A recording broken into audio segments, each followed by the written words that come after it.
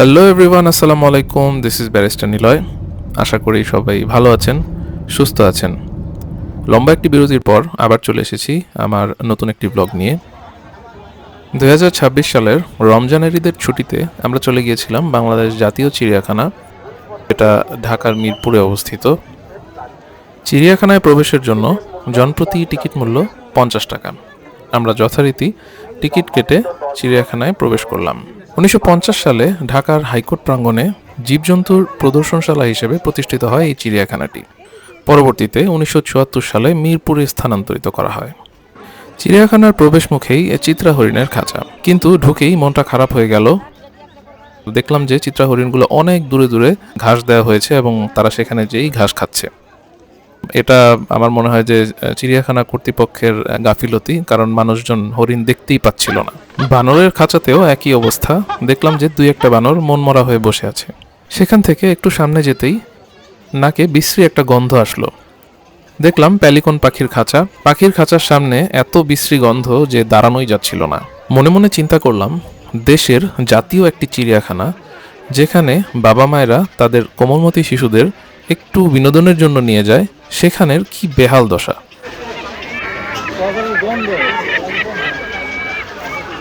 এরপর royal Bengal tiger বকুলের খাঁচার সামনে সেলফি তোলার চেষ্টা করলাম, কিন্তু বাঘ মামা বকুলের মন অনেক খারাপ, কারণ তার বন্ধু চন্দনকে তার থেকে আলাদা করে দেওয়া হয়েছে।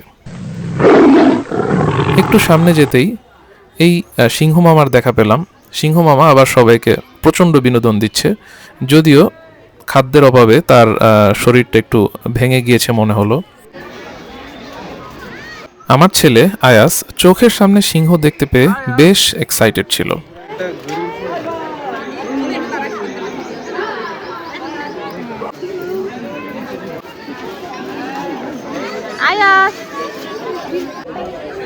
এই সেই রয়্যাল বেঙ্গল টাইগার চন্দন, যাকে বকুল থেকে আলাদা করে ফেলা হয়েছে। চন্দনেরও সেজন্য মনটা বেশ খারাপ। এদিকে এশিয়ান কালো ভাল্লুকও সবাইকে বেশ বিনোদন দিচ্ছিল, যদিও এখানেও একই অবস্থা, সেই গন্ধের কারণে খাঁচার সামনে দাঁড়ানোই কষ্টকর। আফ্রিকান সিংহগুলোরও বেশ করুণ দশা। দেখলাম মনমরা হয়ে বসে আছে, আর খুবই দুর্বল মনে হলো। মানুষজন ডাকাডাকি করছে, কিন্তু সেখানে কর্ণপাত নেই।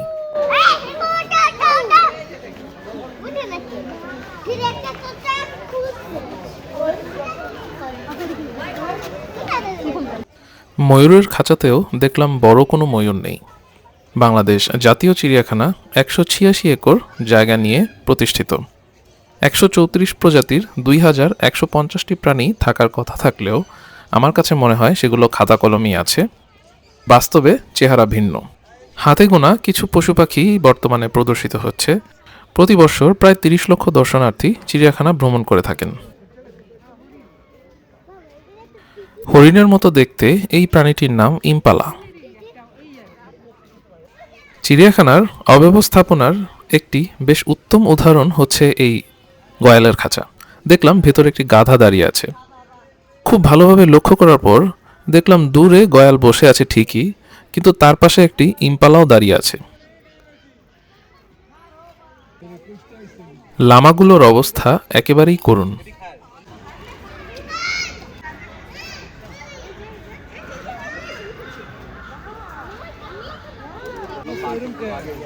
এদিকে ক্যাঙ্গারুকে বেশ ভিআইপি ট্রিটমেন্ট দেওয়া হয়েছে। দেখলাম তার মাথার উপর ফ্যান ঘুরছে।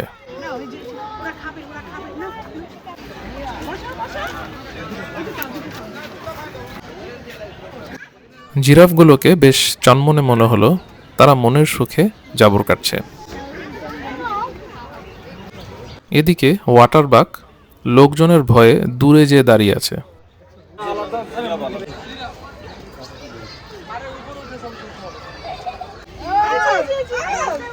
জেব্রা প্রাণীটি বরাবরই বেশ মিশুক। তারা দর্শনার্থী দেখে আরও কাছাকাছি চলে আসলো। আমার ছেলে আয়াস আর ভাতিজা জায়ান দুইজনই জিরাফের খাঁচার সামনে বেশ এনজয় করলো।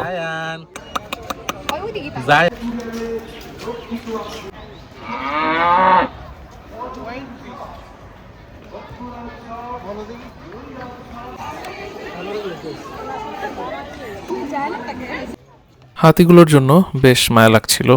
আসলে শেকল পরিয়ে এভাবে হাতিগুলোকে কষ্ট দেওয়ার কোনো মানে হয় না। আর একটু খোলা জায়গায় প্ল্যান করে খোলা অবস্থাতেই আমার কাছে মনে হয় হাতিগুলো প্রদর্শন করা সম্ভব। উটগুলো দেখলাম মনমরা হয়ে শুয়ে আছে, ওরা মনে হয় বাংলাদেশের ওয়েদারে খুব একটা অভ্যস্ত হতে পারছে না।